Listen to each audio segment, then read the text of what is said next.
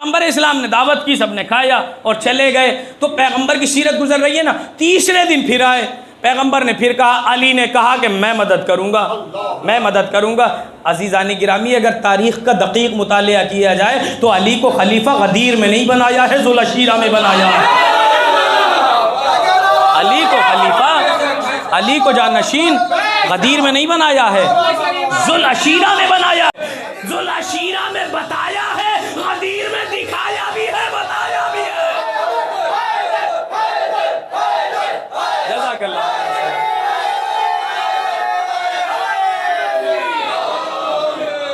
تو علی نے کھڑے ہو کے کہا میں تائید کروں گا، میں تائید کروں گا، میں نصرت کروں گا. تو اب علی جیسے ہی نصرت کے لیے کھڑے ہوئے تھے، تو اگر میرے ابا میں کوئی کمی ہے، میرے والد میں کوئی کمی ہے، تو پھر کوئی بھی کہہ سکتا تھا کہ آپ کیوں کھڑے ہو رہے ہیں مولانا، آپ کے ابا تو خود ایسے ہی ہیں. کہہ سکتا ہے کہ نہیں کہہ سکتا ہے؟ مولا کائنات کھڑے ہوئے، کسی نے اعتراض کیا؟ کم سے کم کسی کافر و مشرک نے تو اعتراض نہیں کیا.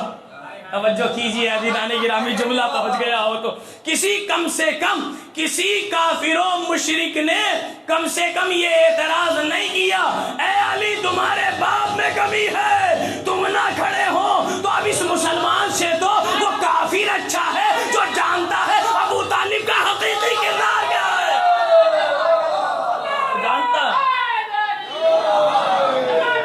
تو جانتا ہے کہ ابو طالب کا حقیقی کردار کیا ہے.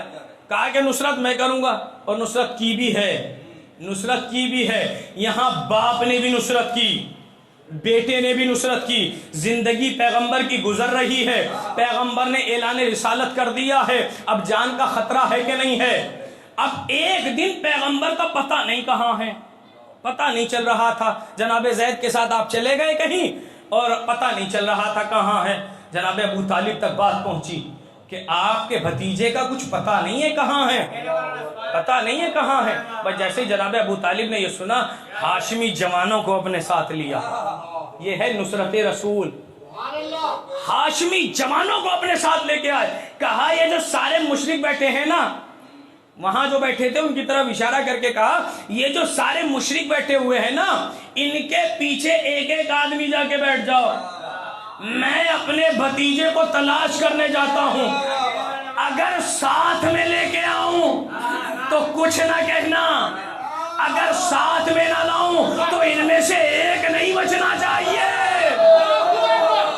ایک نہیں بچنا چاہیے. یہ ہے شجاعت ابو طالب، یہ ہے شجاعت ابو طالب. اسی لیے میرا مولا جنگ میں کبھی کچھ اور نہیں کہتا تھا، ہمیشہ کہتا تھا میں ابو طالب کا بیٹا ہوں، میں ابو طالب کا بیٹا ہوں.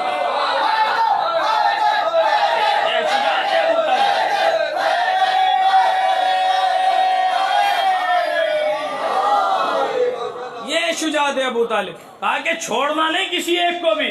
اب کچھ دیر کے بعد جیسے ہی دیکھا تو پیغمبر اسلام کو اپنے ساتھ لے کے آ رہے ہیں، چچا بھتیجے ساتھ آ رہے ہیں. کبھی حق اور ناحق ساتھ میں آ سکتے ہیں. ایک شعر بھی کبھی کسی نے کہا تھا، شاید میسم گوپال پوری نے کہا تھا کہ حق و باطل میں کبھی میل نہیں ہو سکتا، فارمولہ یہ کبھی فیل نہیں ہو سکتا. تو یہاں تو جناب ابو طالب ہاتھ پکڑ کے لا رہے ہیں، اور پیغمبر سے بڑا حق کوئی ہے؟ تو حق کو سنبھال کے لا رہے ہیں. یا یہ کہہ دیا جائے اپنی گود میں اسی حق کو تو پالا ہے، اب ہاتھ پکڑ کے لے کے آ رہے ہیں. ارے مشرکین مکہ نے دیکھا، قریش نے دیکھا، ارے یہ رئیس مکہ کی تیوریاں کیوں چڑھی ہوئی ہیں، یہ غیظ و غضب کی کیفیت کیوں ہے. گھبرا کے پوچھا اے رئیس مکہ، اس ادب کے ساتھ بات کی جاتی ہے رئیس سے، اے رئیس مکہ آپ اتنے غیظ و غضب کی کیفیت میں کیوں ہو، بتائیے تو صحیح کیا ہو گیا. کہا جتنے بیٹھے ہو ذرا اپنے اپنے ہتھیار نکال کے انہیں بتاؤ. انہوں نے اپنی تلواریں نکالی، غلاموں نے اپنی میخیں نکالی، اور دکھانے کے بعد کہا جناب ابو طالب نے دیکھ رہے ہو اگر میرے بھتیجے کو کچھ ہو جاتا تم میں سے ایک بھی زندہ نہ رہتا،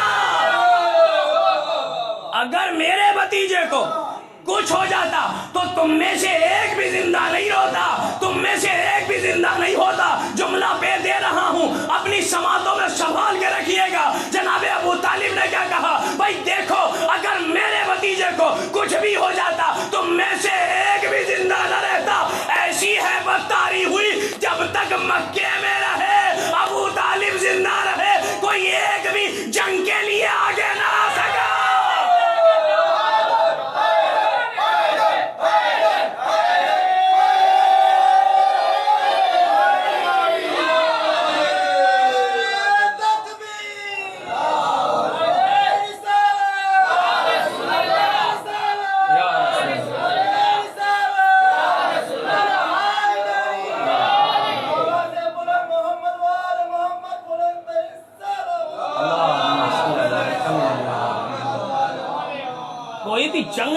سکا. جتنی بھی جنگیں ہوئی ہیں مدینے میں آ کے ہوئی ہیں, کوئی ایک بھی جنگ نہیں کر پایا.